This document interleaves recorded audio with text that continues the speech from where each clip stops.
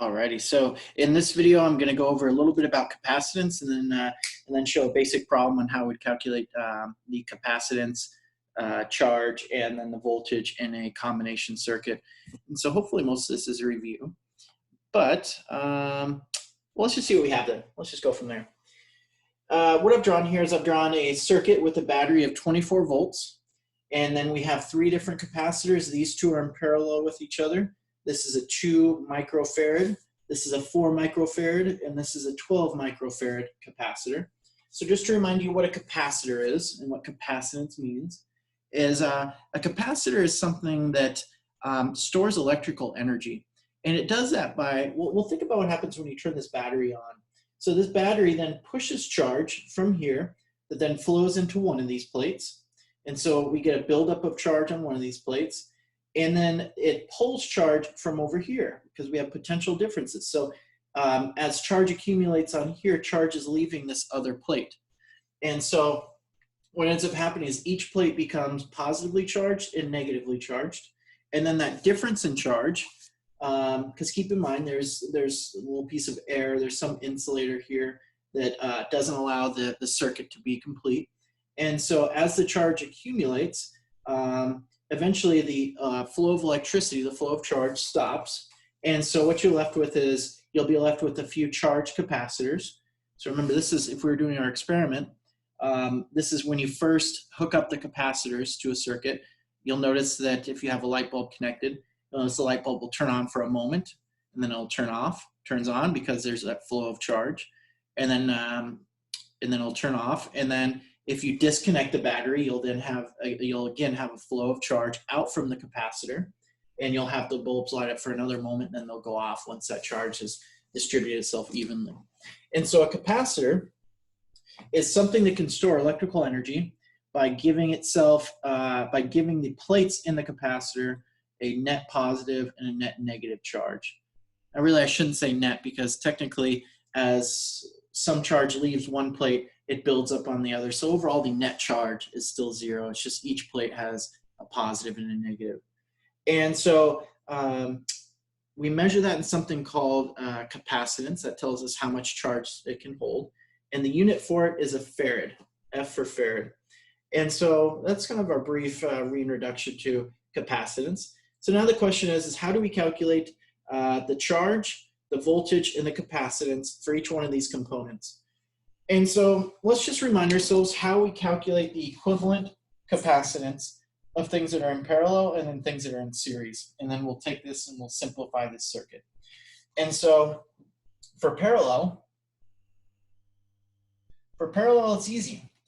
You just add all the equivalent resistance is just adding up all of the individual capacitors. So we have 2 in parallel right now. And so therefore the equivalent capacitance is just 2 plus 4, that's 6 microfarads. And for series, it's that weird 1 over equation. It's that inverse relationship. And so we have 1 over equivalent capacitance is equal to 1 over C1 plus 1 over C2. So these are our 2 formulas that would help us solve for capacitance of the parallel and series parts. So what I'm going to do then is I'm going to simplify this circuit. I'm going to simplify it by taking the equivalent resistance of these two, so that comes out to an equivalent resistance of 6 microfarads. And then when I put that 6 microfarads in series with the 12 microfarads, then I do that 1 over equation. And so my equivalent resistance of the circuit overall is equal to,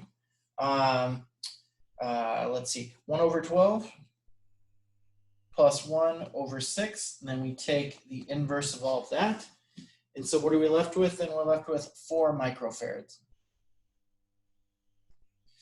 So our equivalent resistance for this circuit is actually 4 microfarads. All right, what can we do with that then? Because remember our goal, I'll put over here, I'll put CEQ. Our goal is to find QVC of each one of those components of the circuit. The formula that we would use is QVC. The total charge is equal to the potential difference, or the voltage, times the capacitance. Okay, well, let's treat this circuit how we normally would, which is, let's figure out let's figure out the charge on the 24 volt battery. So we'll use QVC. And so therefore on the 24 volt battery, we have a, let's see, we have a voltage of 24 times 4. So that means that we have a Q of 96 microfarads, or sorry, 96 microcoulombs. Coulombs is the unit for charge. And so our charge is 96 microcoulombs. And so, all right, well then let's go to, so what can we do next? Now that we know the stuff for the battery, what can we do next? Well, let's analyze this component right here. And we can say that we know the capacitance, but we don't know the voltage. How do I figure out the voltage? Well, I do know something about the charge that is stored on this capacitor, actually, because think about this. Think about as this battery is pushing charge through this circuit, the amount of charge it can push into this plate should be equal to the amount of charge that leaves the other plate. In other words, the battery is going to have the same charge as anything that is in series with it. And that's always true. If you're doing a combination circuit involving capacitors, you know that the capacitance, the charge on each part of the circuit that's in series with the battery is going to have the same charge on it. So therefore, the charge here, the charge for this one, is going to be equal to 96 microcoulombs. And if that's the case, then, well, we know 2 of the 3 things that we need, so we can find the voltage. And so the voltage using this equation is equal to the total charge divided by the capacitance. 96 divided by 12 is equal to 8. And so therefore our voltage is 8 volts. Okay, good. So I also know that the total voltage should add up to the voltage of the battery. And I also know that the voltage on the 2 parallel parts is going to be the same. So if I've accounted for 8 volts right here, I need to account for a total of 24. Therefore, this should have a voltage of 16 volts. And this should also have a voltage of 16 volts. And okay, great. Now we have the voltage here. We can find the charge that's stored on it by using QVC. So the charge is equal to the voltage times the capacitance. So 2 times 16 is equal to 2 times 16 is equal to 32 microfarads. I keep saying that, microcoulombs, coulombs for charge. So it's 32 microcoulombs, and then this one is 16 times 4, which is equal to 64 microcoulombs. So our charge here is 64 microcoulombs. And so we've calculated the charge, the potential, and the capacitance for each one of these components of the circuit. And so that's kind of the basic way that you do that for combination circuits. All right, there we go.